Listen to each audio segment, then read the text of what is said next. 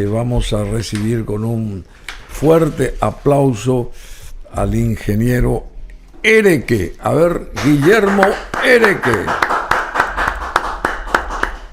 Bueno, Guillermo Ereque, que tiene que ver con los astilleros, que tiene que ver con la construcción de barcazas. ¿Cómo sería proveer barcazas y grandes navíos allá para esa zona norte del hemisferio norte, valga la redundancia, y Groenlandia, por ejemplo? ¿Soñaste alguna vez pasar por ahí, de visita por lo menos? ¿No fuiste nunca por ahí? No, la verdad que el frío de Groenlandia le hace pensar muy bien a uno. Hay lugares más agradables donde hacer turismo, ¿verdad? Sí, sí. Y sí. América del Sur mismo tiene sitios que tienen cierto parecido, digamos, zonas nevadas, zonas montañosas. Así que no se me ocurrió nunca Groenlandia como un destino turístico, pero habría que ponerlo en el inventario, digamos, como para que alguna vez nos vayamos a visitarlo. Sí, por supuesto. Bueno, Guillermo Ereque es presidente de Shipyards, Sociedad Anónima, es propietario del astillero La Barca del Pescador y de la armadora naviera Yerutí S.A. Tiene mucha actividad y la primera pregunta que se me ocurre ahora, como que otra vez las aguas están descendiendo. ¿Ustedes siguen fabricando como si nada todos esos barcos, esas transportaciones, ¿cómo se llama así? Fluviales. Barcazas y remolcadores. O buques. ¿A ustedes no les afecta la bajante del río? La cuestión de la bajante del río es una situación planteada en la navegación, pero no afecta a lo que es el tema de dotar de flota al país y a la región. Eso va a seguir porque en realidad, Bruno, la hidrovía, el río Paraguay en nuestra jurisdicción y la hidrovía en general, Paraguay-Paraná, es la arteria que mueve la sangre de la economía de la región. Es absolutamente inevitable que eso siga funcionando y es lógico que requiera siempre renovación de flotas, incremento de flota. Por lo tanto, el tema de la construcción, más allá de las circunstancias coyunturales de problemas de precios en los commodities o de algún otro tipo de cosas, va a seguir. De hecho, hoy la región y Paraguay especialmente está en un proceso de incremento importante de su flota debido a que aparecen nuevos jugadores y hay nuevos productos que están, digamos, o productos que están nuevamente sobre la mesa en este mercado. Así que eso crece y, bueno, la industria naval crece detrás de eso. Bueno, el presidente de CAFIM, Raúl Valdés, sostuvo que hay, creo que 1.500 barcazas o buques dentro del esquema de la tercera flota fluvial más grande del mundo, que es la de Paraguay. Algo así me dijo, 1.500, no sé si quedamos cortos o sobrepasamos el monto. Y también sostuvo que en la mayoría de los casos estos barcos, estas embarcaciones ya necesitan ser recauchutadas o mejoradas o sacadas de circulación muchas y fabricadas otras. ¿Ustedes están en ese proceso también? ¿Saben de que eso es la verdad, digamos? Sí, sin duda. El sistema de transporte fluvial y la industria naval funcionan como vasos comunicantes. Todo el tiempo estamos en la misma sintonía, así que estamos al tanto de lo que es la realidad. Y de hecho, todos los astilleros que tienen capacidad de construir en Paraguay lo están haciendo en este momento.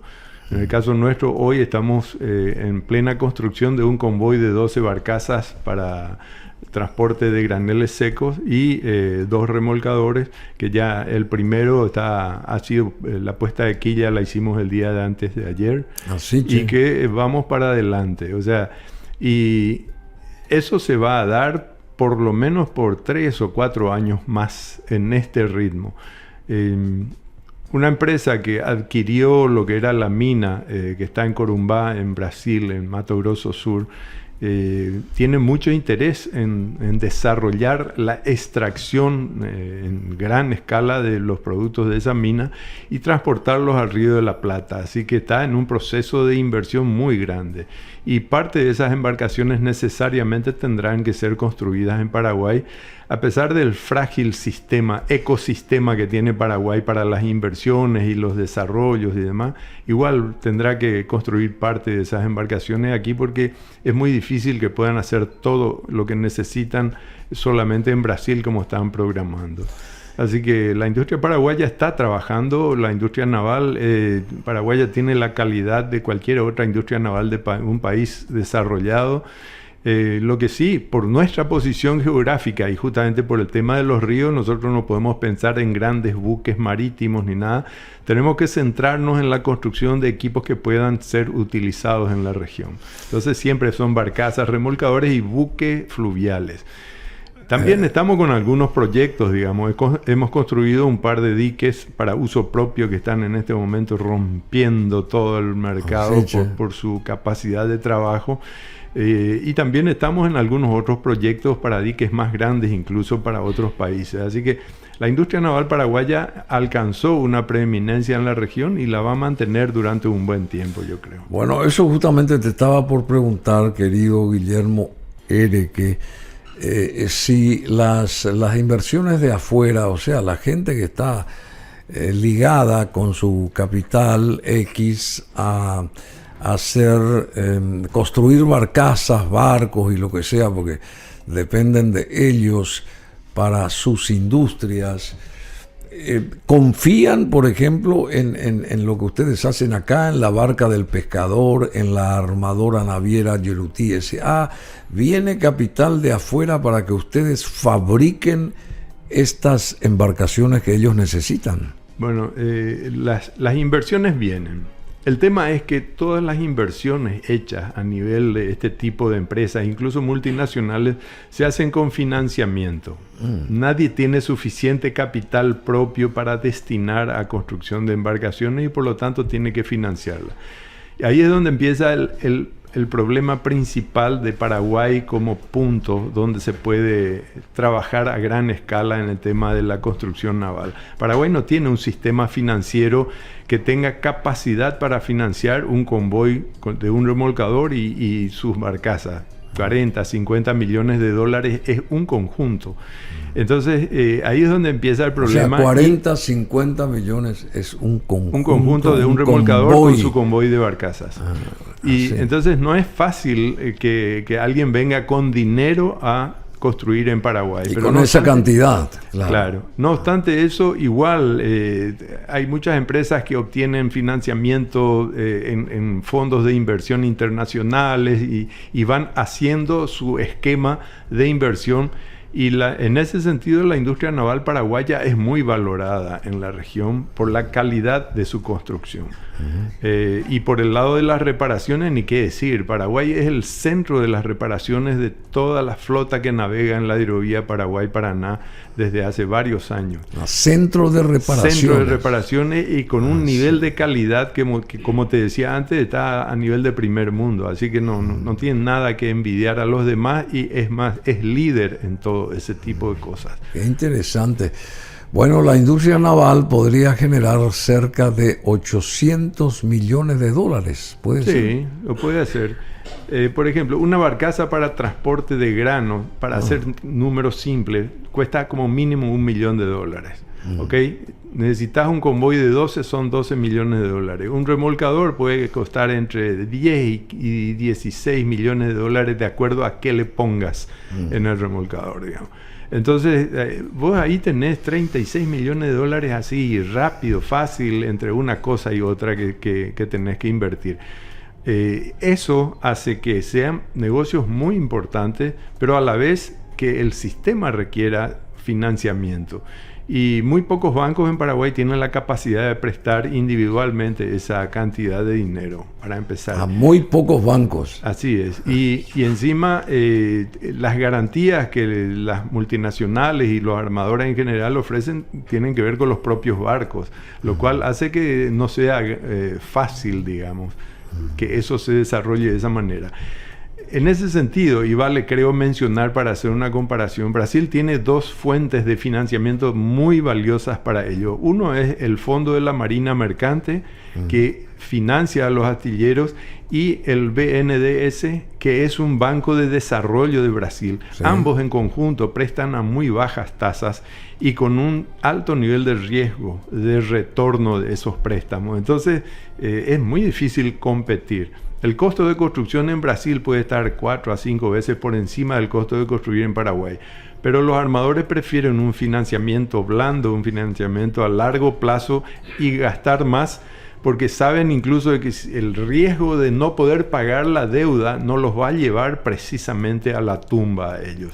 Sí, ¿Okay? Entonces hay una serie de cosas. Pero aún así, el trabajo de la industria naval paraguaya es, como te decía, muy valorado, con esas limitaciones que no tienen que ver con la industria propiamente dicha, sino con la capacidad de la economía paraguaya de absorber estos financiamientos y demás.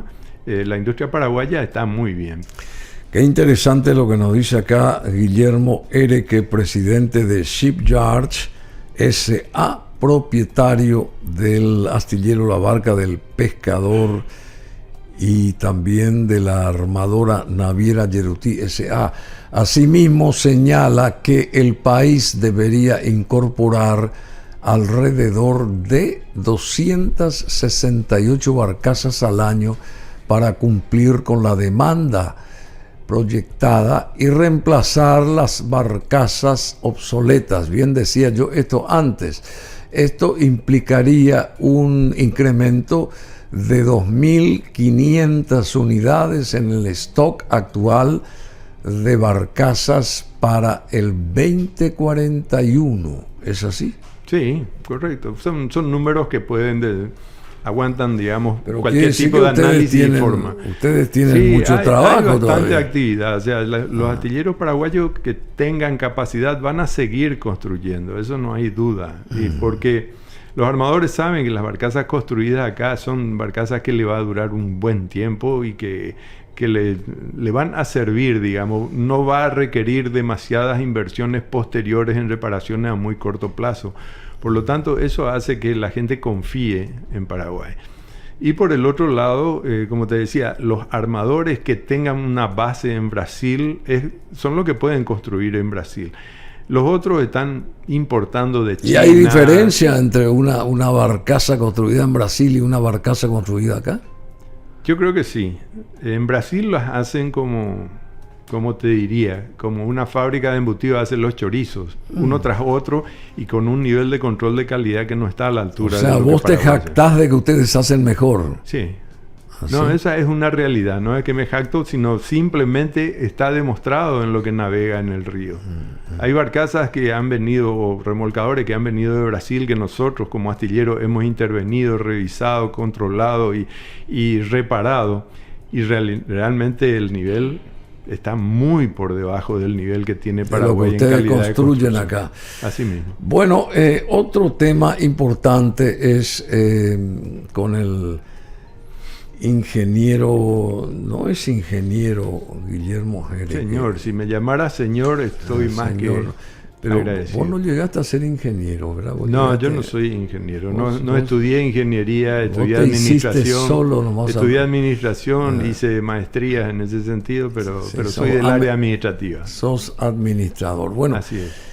Siempre hablamos sobre la cuestión esta de la hidrovía, ¿verdad? Y el escollo que pone la Argentina para todas las barcazas con bandera nacional que pasan ahí por el territorio argentino. No se subsanó absolutamente nada, no se llegó a ningún acuerdo, sigue tal cual la cosa. Para ustedes, para las barcazas, si bien vos construís o ustedes construyen, pero para aquellos dueños de las barcazas construidas por los astilleros de Guillermo Ereque, ¿es toda una penuria atravesar por el territorio argentino?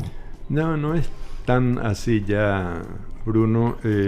Con el actual gobierno argentino ha habido mucho más apertura, se han flexibilizado bastante las cosas.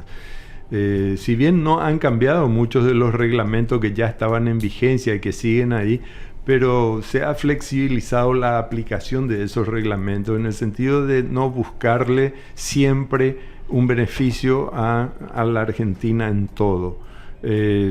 Por ejemplo, lo que subsiste todavía es la obligación de fraccionar convoyes para ir desde San Lorenzo, que queda en la provincia de Santa Fe, hasta Nueva Palmira, que queda en Uruguay, digamos, en la costa del río Paraná, Uruguay, del lado uruguayo. Son algunas de las cosas que todavía subsisten. Por otro lado, el tema aquel de la tasa de peaje que Argentina había establecido en la época del gobierno de Cristina Kirchner, se redujo en principio y está en negociación, pero todavía está ahí. Y realmente Argentina se ha ocupado de mantener el río en el tramo de Santa Fe al sur, pero de Santa Fe al norte no hay obras todavía que lo justifiquen.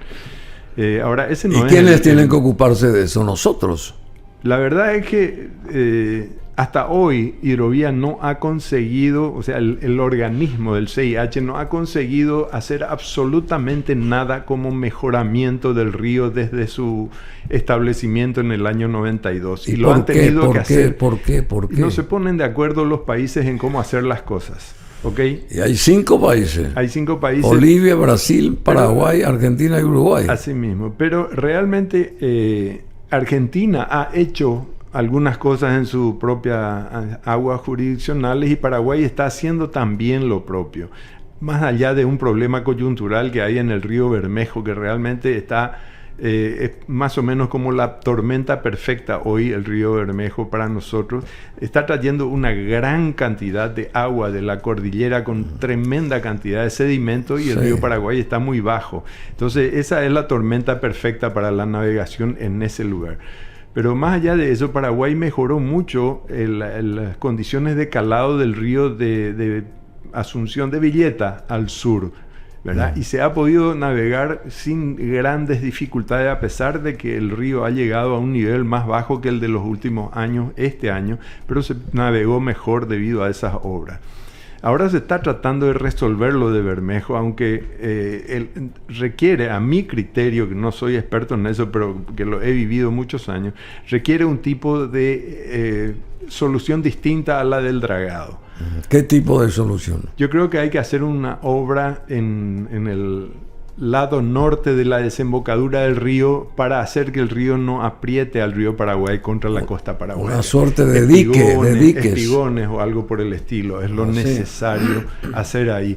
Lo que ocurre es que ese río es tan caudaloso en este momento, con tanta sedimentación, claro, que empuja al río Paraguay, que es un hilito angosto de la costa paraguaya, y encima llena de tierra toda la zona, ¿verdad? Porque al chocar con el río Paraguay, a pesar del caudal que tiene, se aquieta el río en ese lugar y precipita el material sólido que tiene, y eso que genera complicaciones. ¿Y los dragados no se siguen haciendo ahí? Se hizo un dragado de emergencia ahí ahora, porque había un programa de dragado, pero fue suspendido porque no daba cuenta, no resolvía el problema. Entonces se hizo un dragado de emergencia que mejoró un poco las condiciones, pero el río tiene tanta cantidad de sedimento que vuelve a colmatarlo de nuevo.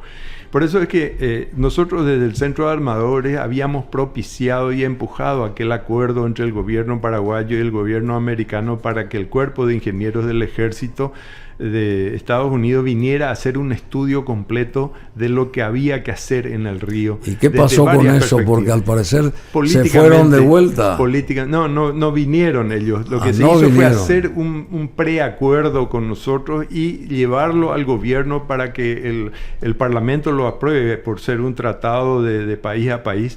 Y por razones políticas, no solamente de Paraguay, sino que de Argentina, es una cuestión anecdótica que es para reírse y llorar a la vez, tuvo que suspenderse ese tratamiento y quedó ahí, ¿verdad? No se pudo reimpulsar eso. Pero lo que se ofrecía a través de eso era un estudio completo del río para determinar qué tipo de solución darle en cada punto específico. Con la experiencia de 150 años del Cuerpo de Ingenieros dragando el río Mississippi y con la experiencia de todos los errores que cometieron originalmente y que hoy tienen que subsanar para evitar que ocurra eso acá. Pues Argentina a través de su embajador, envió al presidente del Parlamento de aquel momento una nota pidiendo que se suspenda el tratamiento de ese acuerdo en el Parlamento, y el Parlamento le hizo caso. Ni siquiera se cumplieron los mecanismos protocolares entre países. No tenía que enviar a Relaciones Exteriores. Por supuesto. Por eso digo, una carta del embajador argentino al presidente del Congreso paraguayo genera una reacción del gobierno paraguayo. Baja la cabeza. Te digo, es triste lo que pasa y es para llorar por lo que perdimos en este caso. Pero causa gracia de cómo puede funcionar la institucionalidad en este país también. ¿Y el Uruguay cómo está? El Uruguay, digamos. Uruguay nos ayuda a nosotros. Uruguay se beneficia del tráfico paraguayo porque Argentina ha sido tradicionalmente un punto más económico para el transbordo de las cargas, pero más conflictivo permanentemente por las cuestiones sindicales.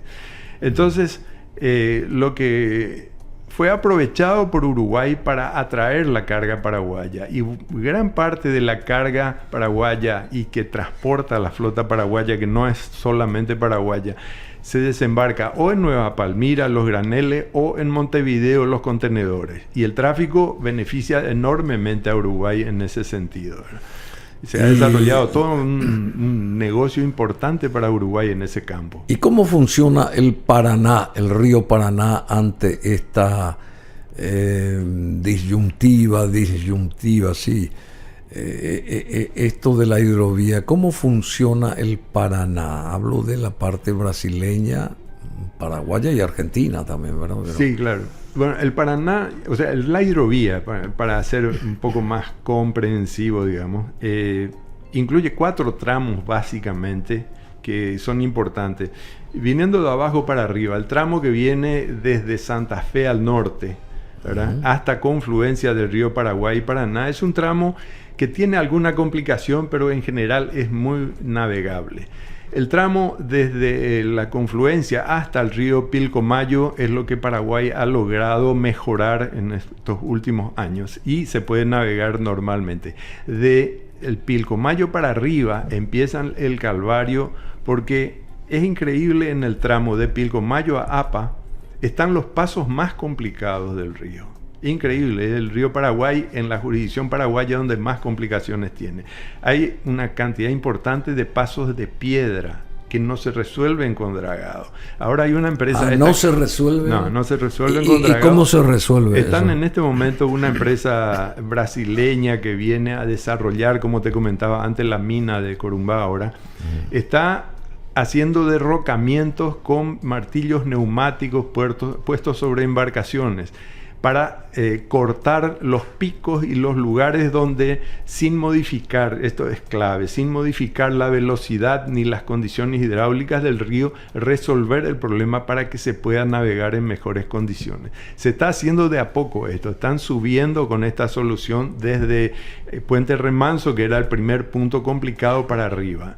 Y creemos que eso va a mejorar por lo menos en 1 o 2 pies, o sea, entre 30 y 60 centímetros la capacidad del río en aceptar, digamos, embarcaciones cargadas. Con eso podríamos mejorar la navegación de Asunción al norte o del Pilcomayo al APA. Luego, el tramo brasileño es otra vez un tramo que tiene condiciones bastante mejor que lo que tiene el río Paraguay entre el APA y el Pilcomayo. Entonces, con algunas obras se puede mejorar bastante la navegación. Bueno, querido Guillermo, en síntesis, ¿hay agua, no hay agua, estiaje, no? ¿Cómo es el asunto?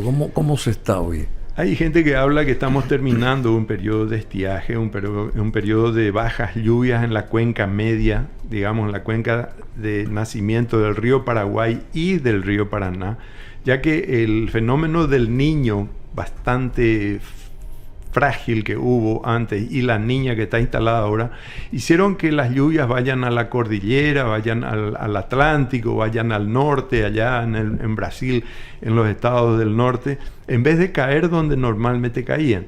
Ahora pareciera que puede estar cambiando ese ciclo y viene un contraciclo en el cual podríamos tener lluvias en esta región, con lo cual el río puede recuperarse. Así que, en verdad, estamos en manos de Dios. nadie más que él puede determinar qué va a pasar con el río en el futuro. Paraguay toma presidencia pro tempore del Comité Hidrovía Paraguay-Paraná. Así es. Pero ser presidente significa no cambia mucho las cosas. Que los argentinos van a aceptar lo que uno proponga o no. Paraguay pelea bastante desde el punto de vista diplomático a nivel del CIH por sus intereses y se ha conseguido algunos cambios. Lo que pasa es que la visión geopolítica de cada uno de los países es distinta. Argentina considera que el tramo de jurisdicción exclusiva de ellos, del río Paraná, que va desde Confluencia hasta el río de la Plata, les debiera generar algo a la economía argentina. Paraguay considera que esto es una vía de navegación internacional que claro, no tiene por qué tener ningún costo. Sí. Y es lo que se pactó a nivel de hidrovía en su momento, ¿verdad? Entonces siempre hay un poco una pelea de intereses entre los países por la cuestión geopolítica y económica, como te digo. Pero Bolivia no aumenta, no dice nada. Bolivia a veces expresa algún tipo de ideas, pedidos, reclamos, pero no tiene fuerza en el CIH, en el Mercosur, ni en los ámbitos donde se manejan este tipo de cosas. ¿Y Brasil? Brasil mira de espaldas a la hidrovía, mira al Atlántico. Brasil invierte en sus vías férreas, Brasil invierte en lo que es el arco norte para salir por el Amazonas, ahí invierte. En la hidrovía solamente esta empresa que quiere extraer masivamente mineral de hierro de Corumbá es la que está a título propio, digamos, individual, haciendo inversiones en el río. Brasil como país no le interesa. Bueno, habría que apoyarla entonces. Sí, sin duda, recibe mucho apoyo en Paraguay esta empresa. Bueno, muchísimas gracias, querido Guillermo Ereque.